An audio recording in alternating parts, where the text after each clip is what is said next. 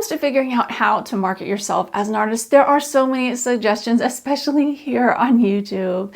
And a lot of the tips that these supposed art marketing experts are giving out are wrong. I mean, I've been a full-time artist for the last 10 years, and there are some things that I've learned over the years that I want to share with you in this video because it's going to save you time and effort, and it's going to lead to more sales. And I think that's what we all want, right? We want happy customers who will buy our art and enjoy it for years to come when it's hanging on their walls. But it's hard to find these people on social media, get them to connect with you, and then get them to purchase. And so digital marketing and having a strategy to do this will really help you. The first mistake I see a lot of artists doing, and I did this myself for quite a few years, is I shared lots of things that were all about me. Like, I painted this, here's what I did. Oh, I went to this art fair last weekend, blah, blah, blah, right? Me.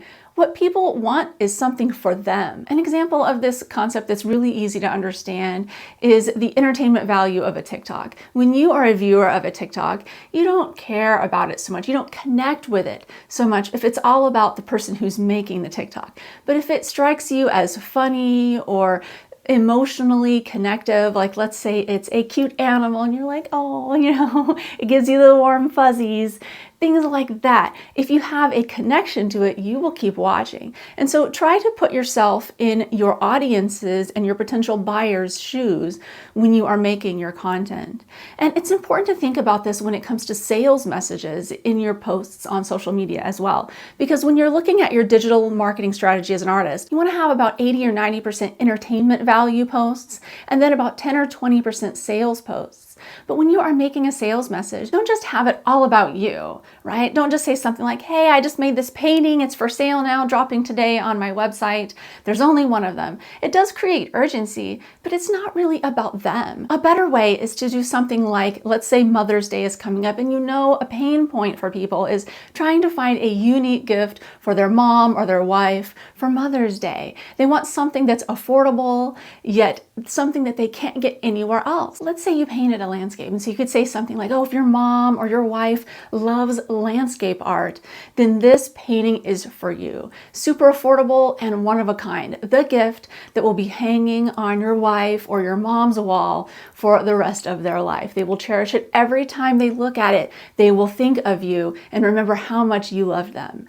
And so this is something that touches them, right? It's about them. It's not about you trying to sell your painting to them. The next mistake I often see artists make is not having an easy way for customers to purchase from you. So you need to have a website or an art marketplace like Etsy or eBay somewhere that people can put in their credit card, purchase your work, make it simple, easy, seamless, something that they trust. So make sure to take PayPal or Google Pay or Apple Pay, something that they are familiar with. Don't just have a website that's a portfolio website that makes people email you if they want to purchase, because this is creating too much friction for the buyer. People want it easy. They don't want to have to work for it. I know that it might make people kind of sound lazy, but we all are. Think of yourself when you are purchasing something. Do you want to have to go through contacting the person by email and saying, hey, I want to purchase this. How much does this cost?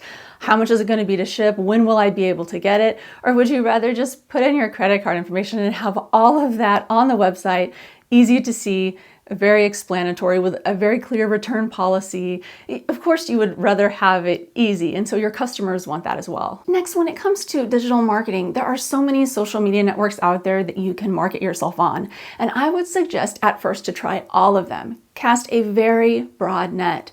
But the biggest mistake is that people continue to spend effort on social media networks that are not working for them. And I don't necessarily mean getting you lots of views, because, for example, you can get tons of views on TikTok, but if you're not getting any sales off of TikTok, but then you're only getting a few views on Instagram, but you're getting a lot of sales from it, then it makes more sense to spend your time and effort on Instagram if that's bringing you more sales. Or if it's like Pinterest that's bringing you more sales, or LinkedIn. Any of the social media networks can lead to sales. And so you want to figure out where to put your effort and then really go all in on that platform or platforms that are working. And you can figure out what's working by looking at the analytics on the platforms that you are selling your work on. So for example, if you have Shopify, which I absolutely love, I have my website and everything that I sell on Shopify. Also, I'm on like Etsy and a lot of other marketplaces. But if you're looking for your own own website, Shopify is so good because it gives you great amounts of analytics. So you can see exactly what social media networks people are coming from and then which ones they purchased from. And this will save you so much time if you have access to this level of analytics. Now, if you're not using Shopify, you could also try to keep track of your sales by asking customers where they found you at when they purchased. A lot of times customers are happy to share this information with you and get that extra bit of contact with the artist that they just purchased their artwork from. And it's a workaround if you don't have analytics on your website. Next is not staying on top of trends and learning the skills that it takes to be able to work with whatever algorithmic changes are on each particular platform. Now, this is a lot because it takes a lot of time to keep yourself educated and up to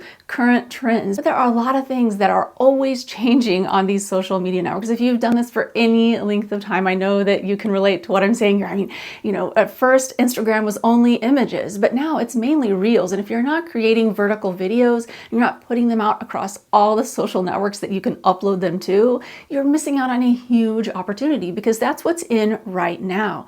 But in 2 or 3 years, it'll probably be something different. It's constantly changing, constantly evolving. And so as a person who's wanting to successfully digitally market themselves, you want to stay on top of all of those new trends. I know this can be a lot, but even if you can just try to spend a little bit of time each week educating yourself by watching some YouTube experts on how to grow on different channels, it will help you slowly keep up with everything that's going on and try to give yourself a little time to learn new skills. I know it took me quite a while to figure out how to record vertical videos. I was used to doing more long form content and in the horizontal way, and so it's a little bit different to do a vertical video that's really fast. It takes a different set of skills. So you just have to practice and try and be willing to know that you don't know everything about all the new platforms, and it's okay, and you're just trying the best you can. And every once in a while you'll have successes and a lot of times you'll have failures, and know that going in, and keep yourself open to the possibility of new platforms working for you better